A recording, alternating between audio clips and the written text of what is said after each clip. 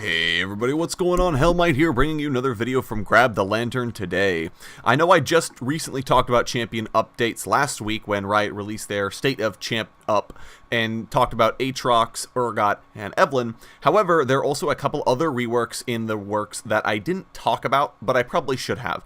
And these were confirmed by Meddler. We know Riot is actively working on reworking LeBlanc and Azir. And now these are two champions that have been on the table for a while. Now LeBlanc was just reworked with the Assassin rework, but essentially Meddler and Riot have kind of admitted that that rework failed. LeBlanc still has way too many options, and if she's good, she does literally everything you would want. There isn't enough counterplay involved in what she does. So LeBlanc is a good candidate for another rework to get her into a better spot where she can be more balanced. And Azir, meanwhile, has been a balance problem for Riot for a while because in the same vein as someone like Kalista, Azir is too much of a generalist. He does everything you would want in a mid laner, so if his numbers are good, he's always played. If his numbers are bad, he's not really played at all. And while I don't feel that he entirely is in a terrible spot right now, I believe he was actually picked a couple of times last split, he's definitely underpowered and in need of some kind of rework because he does have a lot of options. So today I want to kind of talk about these two champions. Now we know they're being reworked, but I wanted to talk about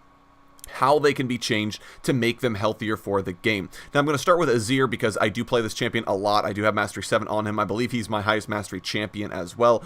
And I've been playing him since release. I think he's a lot of fun. And Azir does have problems. I will admit that straight out. The biggest problem being that he is very high DPS, he is very high burst, and he also has mobility. So someone like Xerath, for example, has very high range and can be a good DPS threat from a range, but the second you get in his face, he has no options. He has no mobility, he has a delayed slow, and a stun that gets weaker the closer it is to him to get away. If you get on Xerath's face, he's pretty much gonna die. However, Azir has a lot of options for getting out of sticky situations. He's able to dash away by summoning another soldier and dashing to it. If he has his Q, he can dash very far distances. If you're in his way, he'll get a small shield that gives him a slightly more opportunity to escape. If he has his ultimate available, he presses R, and you're kicked very far away, and you can't even dash through this wall, it will knock you back. So Azir doesn't have enough counterplay options. Even if you do manage to get into his range, it doesn't matter. He has ways of getting you off him, and he has such a long range of threat and a long range of damage per second threat that it's difficult to deal with him. He also does a lot of damage to towers as well, which is sort of an underrated aspect of Azir, but he can push really, really hard by himself just because he builds Nashor's Tooth, and he gets a lot of attack speed for free because of his W. So Azir can be a really big tower pushing threat as well as other champions, so it's difficult to deal with Azir. He brings a lot to a table. Now, I've given this some thought myself. The biggest thing for me is that Azir does either too many things. He can burst, he can poke, he can do damage per second, he has escapes, he has playmaking potential, and something has to give on his kit. Now, Meddler did make a post in his last week's quick design thoughts, where he kind of talked about Azir and said that the team were considering, sorry, it was Waybreak who was talking about this, where they were kind of considering one of two options with Azir. Option one would be to keep Azir's kit largely as it is, but reduce the range on his soldiers, reduce the range on his Q, reduce the range possibly his soldiers can attack, so as to make Azir more of a close range damage threat. This means that Azir has to play on the razor's edge. He can get in there and do a ton of damage to people, but at the same time, he's a lot more close to the fight, meaning that people can jump on him and kill him a lot easier. Now, I do like this option because it allows Azir's kit to stay mostly the same. He can keep his dash, he can keep his ability to drift, he can keep his ultimate. He has a lot of, it would be the least amount of work Riot could put into Azir. However, at the same time, it makes him feel a lot less like an Emperor. The Emperor doesn't get his hands down and dirty. He should be standing at a distance ordering his soldiers to kill you. The other thing about it is I do feel like it changes fundamentally how Azir should be played. He becomes more of an initiator kind of champion, and he would have to get some kind of tankiness to compensate. Now, bumping up the shield value on his E would be a good idea, but I don't think it's enough because his E is just such an unreliable shield. I think maybe I proc it once a game, if that. That's how hard it is to get that shield to go off. And I don't profess to be an expert Azir or anything, but I do play the champion a lot, and I don't get that shield very much. So my biggest thing is I am not sure how useful that would be. He would have to get durability somewhere else in his kit, and that potentially leads to abuse cases like Tank Echo or Tank Fizz.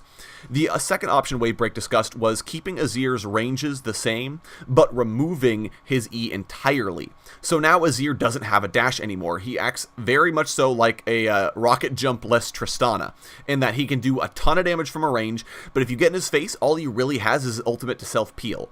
And this puts Azir in an interesting situation. Does he hold on to his ultimate to try and kite backwards, or does he use it to try and set up a play, but then doesn't have it available later? Now, the biggest thing for me is that this would shut out the Shurima Shuffle almost entirely, short of a weird flash ultimate play. It would essentially just be a panic button for Azir. And I think this would be not entirely fixing his problems, because sure, you got on top of him, and then he pressed R, and now you're not on top of him anymore, and now you die to soldiers. So I don't think it entirely fixes his problems. The other thing is his E would have to be entirely replaced, and this means that Riot would be soaking up resources in the art and animation departments to make a new ability for him, and it does change his playstyle fairly significantly. So this is ultimately another interesting position, and I'm not sure where Riot want to do. I personally think another avenue to be considered is to remove damage on Azir soldiers entirely. On his Q, sorry. Not his soldier damage, but on his Q. So when Azir dashes his soldiers, they don't do anything but apply a slow. No damage at all. And this solidifies Azir as a damage over time character. He cannot burst you. He has to get his soldiers there and then start stabbing. And this would be a very interesting playstyle for Azir to have. It does weaken his lane somewhat significantly because his poke is a lot weaker. But I think overall, it could be a good thing for Azir to have, as he would no longer be a jack of all trades with his burst. He would essentially have to stab you to death. It would put a lot more emphasis on getting attack speed. So these are just a couple of thoughts. I'm not sure what the correct answer is. Azir is going to fundamentally change one way or another, and now maybe I'm too close to the matter to see it appropriately, but those are kind of my thoughts on Azir. Now, LeBlanc is the elephant in the room, because unlike Azir, she has a lot of varied strengths, and it feels like whenever she does get significantly nerfed, people find a way to make her broken again. Her E damage was nerfed very, very significantly, and then people found out about the Gunblade build, and now she's back to being really strong. And I think the biggest problem for me is that LeBlanc's ability to disengage from fights is very, very strong. She has 2 dashes, and her dashes can also recall her to her platform. So she essentially has a Zed ult on every single all-in. Now Zed, if he uses his Living Shadow to go in and for a trade, and he teleports to it, he no longer has a way out. And all the time, I will exploit this when I'm ganking a Zed in the mid lane, is I'll wait for him to use the Shadow for harass, and then I gank. He no longer has his escape ability. Whereas LeBlanc, though, can dash in, trade with somebody, and then port back to her clone, as it were, and she's out scot-free. There's nothing you can do about it. Whereas Zed at least has some kind of counterplay, and can't even teleport back to his ultimate's Shadow without at least waiting a second. So, and even if she does use her W, teleports back, is still in danger, she has her mimicked R, or her R, to escape even further. Her chains are another point of contention. I'm not sure why a Burst Mage has such good crowd control, especially one that procs her passive immediately. It feels kind of strange to me. I think that is another advantage she has. And ultimately, LeBlanc still doesn't play like a Deceiver. Now, the Mimicked R, the Shadow of the Rose, I think is a really unique ability. I think it does play into her kit well. I just feel like it's not adequately used because she doesn't have to rely on being a Deceiver as much as other champions. She just kind of shows up and nukes you. And I would like to see Riot actually do a lot more with the clone she gets on her Mimicked R. Maybe she gets clones when she uses a specific kind of button press. Maybe after she dashes, she makes a clone always, but you reduce her damage to compensate. I would almost like to see LeBlanc not play as an assassin. And I know a lot of people are going to give me grief for this because I already said Rengar shouldn't be assassin. He should be a diver, and people were not happy with that. But anyways, I think if LeBlanc wasn't an assassin, if she played as more of like a battle mage almost, with some kind of defensive capabilities in the middle of a fight, and this would be her clones. I think that if you give her the ability to spawn a clone consistently without using her ultimate, you give LeBlanc a way to trade with people that doesn't entirely hinge on her ultimate being used, and I think it gives her a bit more slipperiness in fights. And you could maybe even remove the teleport back on the dash, or make it so that it only can happen in the back half of the dash. So if she dashes and she has 4 seconds to teleport back, she can only teleport in the last 2 or something. Maybe that could be a thing. It will also work if the clone mirrored everything LeBlanc did. So if she Qs, it Qs. If she auto-attacks, it auto-attacks. And that way it really does solidify where's the damage coming from. I feel like a lot of the time you initially think, oh, which one is the real one, and then one of the LeBlanc clones dashes, and you're okay, oh, alright, that's the one. Or she Qs, or she does something that a clone wouldn't do. I think there are ways of working with her theme, and I think there are ways of working with what she's supposed to be that could make this work. It's going to take a lot of work. I don't pretend to be an expert. I'm not really, well, I'm not a LeBlanc player at all, so I'm approaching this entirely from a design standpoint. So maybe there are things I don't know about LeBlanc, but I would like to see some kind of changes along those lines. Make her more of a deceiver, make her dependent on deceiving foes for her success, and potentially change her identity as an assassin. I know people love that, but that might be part of why she is a problem at the moment.